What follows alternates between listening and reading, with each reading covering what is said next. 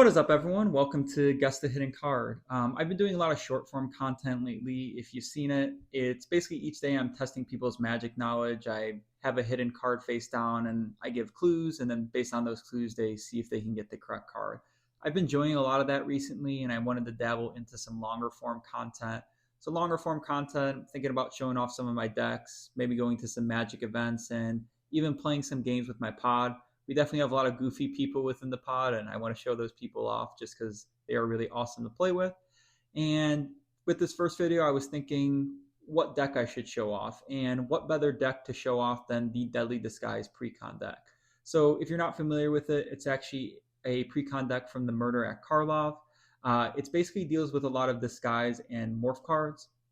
And all disguise and morph is for 3 mana, you get to play a card face down, and it's a 2/2 creature, and it basically leaves your opponents guessing with what's underneath that. So very similar to the shorts that I've been making. It kind of goes along with that very well. Kaus is the commander, and basically all Kaus does is allows cards to be flipped over easier. So I definitely want to show that off. So the few things that I'm going to be showing off in this video is one, what disguise is, how it kind of looks when you're playing if you're not familiar. Two, what Kaus does and how it kind of plays along in there. Three, the cards that I kept in. And then finally is the ones that I took out and then the ones I actually put in. So sit back, relax. Hopefully you enjoyed this video. Next thing you'll probably see is my beautiful hands crossing the cards, and I will see you there. So if you're not familiar with Disguise or Morph, they're keywords on cards that will basically have you put the card face down and keeping your opponents guessing. So it will either say Disguise, whatever, Morph, whatever, and then the keywords it will say, in order to play this card, you must pay 3 mana in order to do so. So we'll just kind of show like an example of this. So we have 3 mana on the table. Say 1, 2, 3, and with that you get to play the card face down. Now what it is, it's a 2/2 creature. Wizards actually created these little place cards that you can actually put into there to show what it is exactly. So for example, this is a morph card. We'll put that on there. Now it acts like a 2/2 creature. It can attack, it can block, all the same, but there's something underneath there that's going to have an ability or be a different creature. Now, if it's a disguise card, the only difference is that you put a mysterious creature on it. And what a mysterious creature is instead of just being a 2/2, it also has a 2/2, plus it has War 2. So if someone's trying to cast a sorcery instant on the creature, they would have to pay that 2 additional mana to do so. So a way to deter someone or hopefully not have them attack your specific creature. So if you want to flip a disguise or morph cost over, you typically have to pay its morph or disguise cost. So for example, underneath this card, it is Ash Cloud Phoenix. It has flying, it's a 4/1, but it also has an ETB effect where it is flipped over, it deals 2 damage to each player. So pretty strong effect. But if we look here, it says morph, you have to pay 6. And when you pay 6, that's how you flip it over. So that's normally how you do it. That's why they can be a little clunky sometimes in order to do so. But the great thing about Kaust, if we look at Kaust here, Kaust reads, it's a 2 mana creature. It's a 2/2, legendary creature, Dryad Detective, and it reads, whenever a creature you control that was turned face up this turn deals combat damage to a player, you draw a card, so a draw effect. And then it also has tap Kaust and turn target face down attacking creature you control face up. So you can actually cheat the creature up instead of actually paying that morph cost. So for example, I'm going to go ahead and say I'm attacking my opponent with a 2/2. They say, please don't do that. I have a family, but you're ruthless. You keep going anyways. And then at that point, you go ahead and tap Kaus, saying, I'm going to flip this card over. And at that point, you would flip the card over. Now, instead of getting hit with a 2/2, you would hit them with that 4/1 if they don't block it or anything like that. You'd also get the ETB effect when it actually gets flipped up, so it would deal 2 damage to each opponent. And then if it did deal combat damage to the player, you would go ahead and draw a card as well. So again, Kaus is a great way to go ahead and cheat those cards over and actually allow you to flip them instead of having to pay that morph cost. All right, so now let's actually jump into the meat and potatoes of what cards were left in here from the actual precon, so the ones that Wizard actually created. And then later on, I'll show you which ones I took out and which ones I actually put in. So split them up into different piles. On the left side, we have your artifacts. Middle, we have Beautiful House, looking beautiful as ever. This one is going to be your enchantments, sorceries, and instants. These are actually going to be the disguise and morph cards that are in the deck. And then finally, these are going to be, I guess, creatures that are supporting them, and maybe like cheating them out or giving them certain abilities and effects. Want to start off with the artifacts though, just because there are not many of them. So within any commander deck, usually you have Soul Ring. You tap it for 2 colorless mana. It's pretty staple in any commander deck.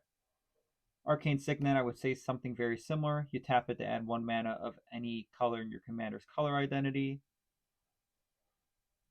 This card is Platonic Projector. So basically what this does is if you can tap it, your next card that is face down is going to cost 3 less. So it's an easy way to cheat cards onto the battlefield. And then the other thing is if you do turn up a face down permanent, if it has an ability, it triggers twice. So that's always nice because there are some definitely very strong, trigger abilities that happen when cards get flipped over.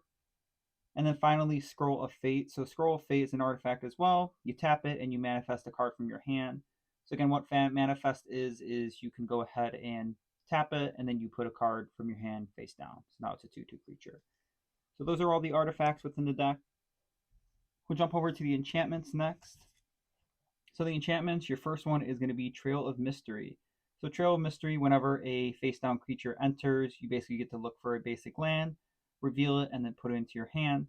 And then the other thing is if another permanent you control is turn face up, you give it +2/+2. So just a buffing effect as well. Pretty strong for 2 mana. Next is going to be Obscuring Ether. It makes your face down creature spells you cast 1 less to cast, so another way to get them in quicker. And the other cool thing about this card is if you can pay 2 and actually flip it and actually turn it into a 2/2 creature. Ugin's Mastery. So Ugin's Mastery is whenever you cast a colorless spell, manifest the top card of your library. So that's always great. The more that you can cheat out cards from your deck into the battlefield to allow cost to flip them is great. And then the other thing is whenever you attack with creatures with power 6 or greater, you may turn a face down creature you control face up. So that's also very good. With this one is Wild Growth, so you enchant a land, so you basically going to put on one of your lands, and then when you tap that land, you also get an additional forest with it. So just a mana ramp. Veiled Ascension is when face down creatures enter, or whenever it enters, you get flying counters on the ones that are already on the battlefield, and any ones that do enter get also have flying. So an easy way for them to hopefully get through if they're just regular 2/2 creatures. And then at the beginning of your upkeep, you may cloak the top card of your library. So cloak is like disguise where it has that War 2 coming in with it, but this is another great way to cheat cards out, but also help them attack your opponent with that flying. Mastery of the Unseen. So whenever a permanent you control is turned face up, you gain 1 life for each creature you control, and then you can also pay 4 to manifest the top card of your library. And then finally is True Identity. So True Identity is whenever True Identity or another permanent you control is turned face up, you scry 1. So you look at the top card. If you like it, you can leave it on top. If you don't, you put it on the bottom. And then this ability triggers once each turn, and then you draw a card when it flips or another creature flips as well. So pretty cool. All right, jumping into the sorcery and instants. These are pretty basic. There are some unique ones in here, but 3 visits. This is mana ramp, pretty basic within any green deck. Return of the Wild Speaker. You choose 1, you draw cards equal to the greatest power among non-human creatures you control, or non-human creatures you control get +3/+3. So nice card draw, and it also buffs them. Chaos Warp, this is another staple. The owner of a target permanent shuffles into their library, then reveals the top card of their library. If it's a permanent, they can put it on the battlefield. So some board removal. Astra's Command, you choose 2, either destroy all artifacts, destroy all enchantments, destroy all creatures with mana value 3 or less, or destroy all creatures with mana 4 or greater. So some board wipes. This is Unexplained Absence. I would kind of consider this more like a Path of Exile, but a bigger one. So for each player, exile up to 1 target non-land permanent that player controls. And then for each permanent that is exiled this way, its controller cloaks the top card of the library. Nature's Lore, just more mana ramp. And there's old Path of Exile, so you exile target and the controller get a basic land.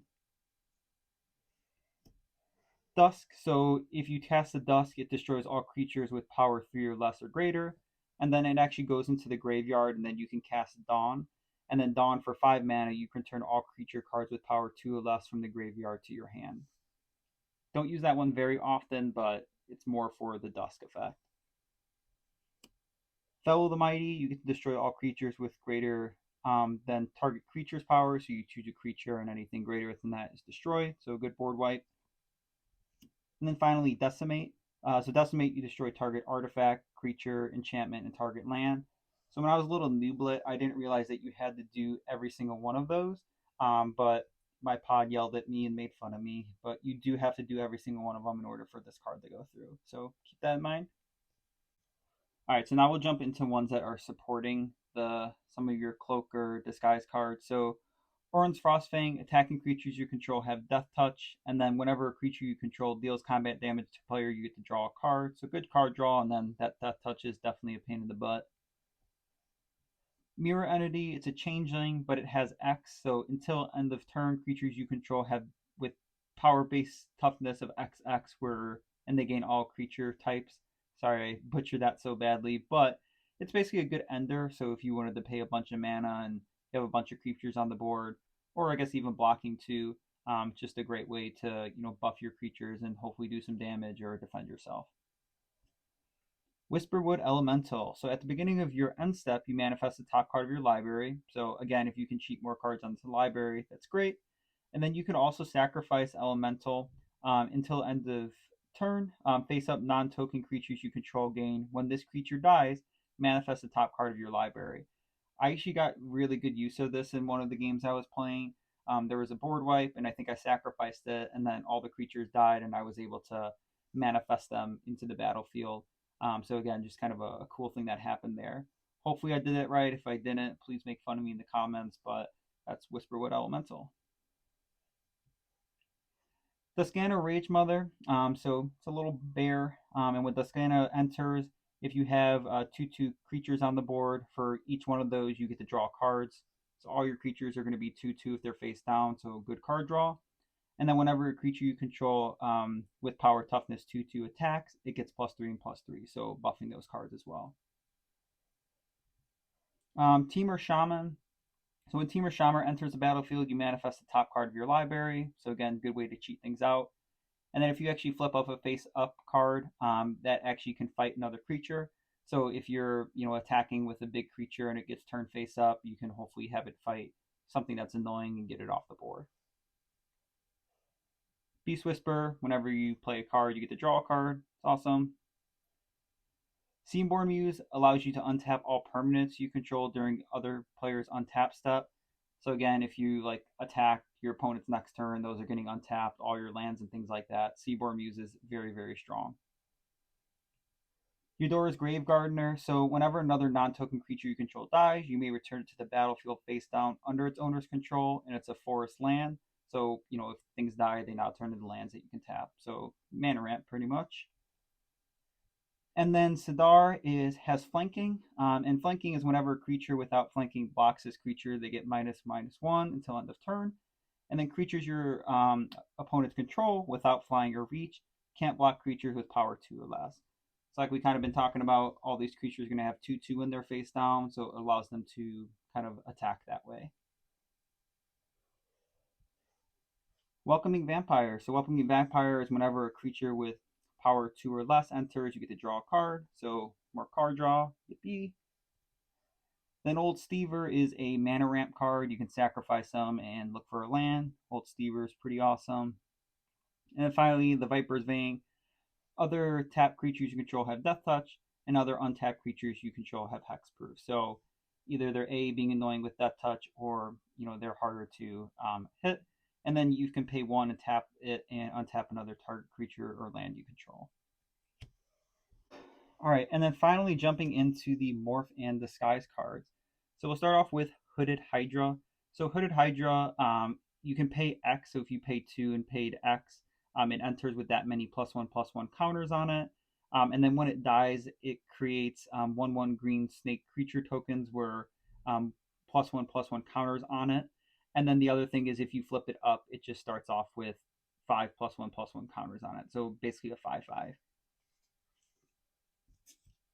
Exiled Angel doesn't, or Exalted Angel, I should say, learn to read. It has flying, and then whenever Exalted Angels deals damage, you gain that much life, so it has lifelink.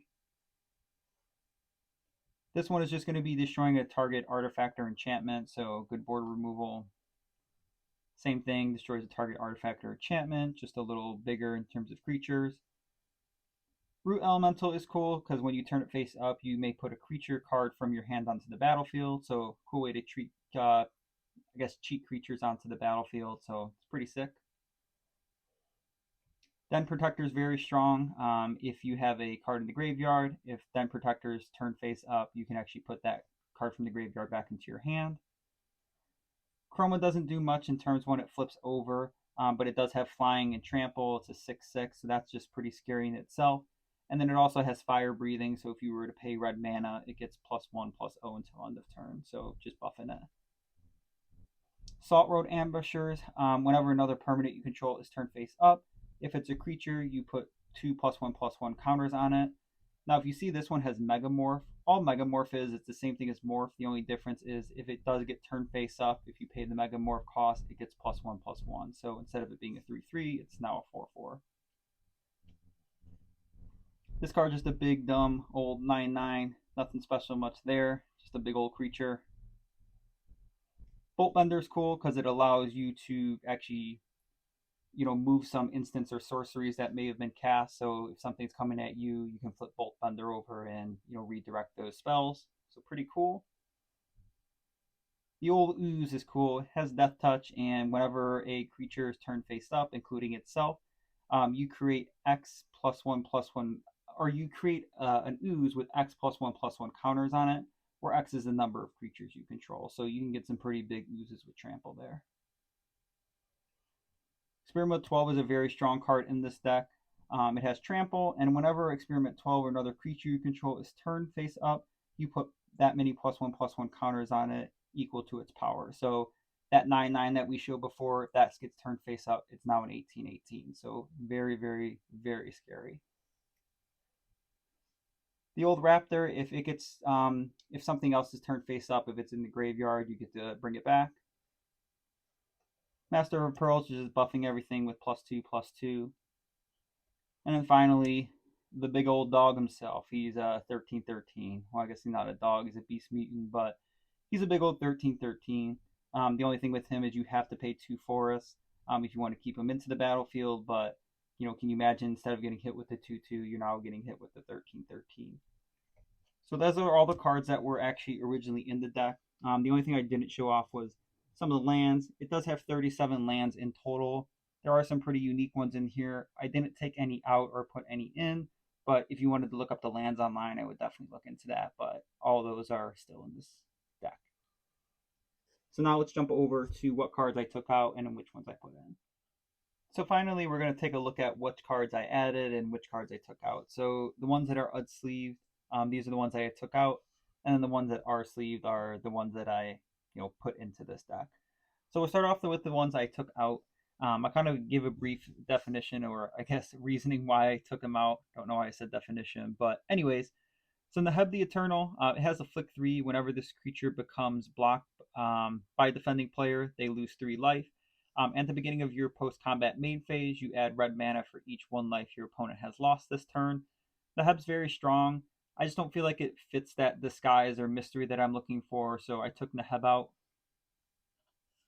Same thing with T6 Judas Hellhound. It has Unleash, so with Unleash it gets +1/+1 counter on it when it enters the battlefield, but it can't block if you do put that on it. Other dogs you have Unleash, and then creatures you control with counters have Haste. And then whenever T6 Judas Hellhound attacks, you add red mana for each attacking creature. I actually made a deck out of this. It's definitely not my strongest deck, but it is a lot of fun. I'll show that off later, but again, took it out and actually made a deck out of it. Toski, kind of very similar to those other two. I just don't really feel like it fits that disguise or mystery I'm looking for. Toski is definitely a very strong card. Again, it can't be countered. It's indestructible. You draw cards with Toski, but I don't know. Again, like I mentioned, it just doesn't feel like it fits the deck overall. Piro Hellkite, this is the first like morph card I took out. Basically, what happens is when this gets turned face up, you get to look in your deck for a dragon card. If you notice, there's not a lot of dragon cards in the deck. The only one is the one underneath it, which is Scourge's Throne. Basically, what Scourge's Throne is if you attack the player with the most life or tie with the most life, you get an extra combat phase if you actually do combat damage to them. So it is a good card, but I don't feel like it takes up 2 spots within the deck, so that's why I took it out. Nervous Gardener is basically mana ramp when it gets turned face up. I just feel like there are better cards that I added that could do it better than she could, so I took her out. Hermit, it gives all saplings +1/+1, and then when Hermit gets turned face up, you create 4/1/1 green creature tokens, if you could guess. But yeah, I just feel like it's not as strong as maybe some of the other cards I added, so took the old Hermit out. Ransom Note, I just feel like this card kind of sucks. When you enter, it gets the Surveil 1. So you look at the top card of your library, very similar to Scry, but if you don't like it, I believe you put it into your graveyard. And then it also has 2, you can sacrifice Ransom Note. You either cloak the top card of your library, you go to target creature, or draw a card. Just don't feel like it's very strong, so decided to give it the old boot. Lifecrafter's Beastery. So at the beginning of your upkeep, you get the Scry 1. And then whenever you cast a creature spell, you may pay a forest if you do draw a card. Pretty strong card, but again, I just didn't feel like I wanted to keep it in the deck. Show-stopping surprise, choose a target creature you control, turn it face up if it's face down, and then it deals damage equal to the power to each creature. Feels like a little clunky, and I think there was better board wipes or board control in the deck already, so took show-stopping surprise out. Does have cool artwork though. Loving the guy's collar. And finally, Jessica's Will. This is almost a staple in a lot of red decks. You choose one. If you control your commander, you can cast a spell and choose both. So you add red mana for each card in a target opponent's hand, or you exile the top 3 cards of your library and you may play them this turn. Very strong card. Again, I don't feel like it fits the disguise, and if I'm going to be completely honest with you, I wanted to add it to another deck, so took it out of this one and put it in there. So let's jump into the cards that I actually added into this deck. So we'll start off with Eurus, the Roar of the Old Gods. When I was looking online and adding certain cards, a lot of people were saying to actually put Eurus as the commander. I do think it's very strong, and I do think it would be beneficial in this deck, but I feel like he doesn't add to that mystery or that play style that I was looking with the excitement of flipping over those cards during combat. But he reads other creatures you control have haste. Whenever one or more face down creatures you control deal combat damage to a player, draw a card. And whenever a face down creature you control dies, return to the battlefield face down under its owner's control. And if it's a permanent card, then you can turn it face up. So it's a pretty strong card in this deck, and I think it would make the deck better. But I always don't play for better. I also play just for fun and just what would be enjoyable within the time. And again, it's a strong card, that's why I added it, but I don't think that I want it as my commander. With Dream Chisel, face down creatures you control cost 1 less to cast, so that's awesome. It's just reducing the mana it takes to actually put the cards onto the field. Delny, Streetwise Lookout. So with Delny, creatures you control with power 2 or less can't be blocked by creatures with 3 or greater. So just basically those 2/2 creatures are able to get into your opponents a little quicker. And then if an ability of a creature you control with power 2 or less triggers, that ability triggers an additional time. So if there are any creatures that are 2 power or less, definitely beneficial there as well. Hide in plain sight. So you look at the top 5 cards of your library, you cloak 2 of them, so you put 2 of them face down, and then they have ward 2. And then you put the rest of them onto your library in any order. So great card to cheat out cards into the battlefield. Jasmine, so you can tap Jasmine and add a green and a white, and you spend this mana only to cast spells with no abilities. Your Disguise and Morph cards don't have abilities, so that would work. And the creatures you control with no abilities can't be blocked by creatures with abilities. None of those have abilities, so they're getting through. Tunnel Tipster, so he's just a cute little mole scout, that's why I added him to the deck. Not really, but at the beginning of your end step, if a face down creature enters the battlefield under your control, you put a +1/+1 counter on him, and then he's a mana dork, so he adds green mana. Hopefully, you can get him early on and just kind of continue to get him a little bigger and bigger. Fortune Thief. So I actually have not got able to use this card in an actual game. I think when I do, it's going to be pretty sick. But damage that would reduce your life to 1, so basically kill you, reduces to 1 instead.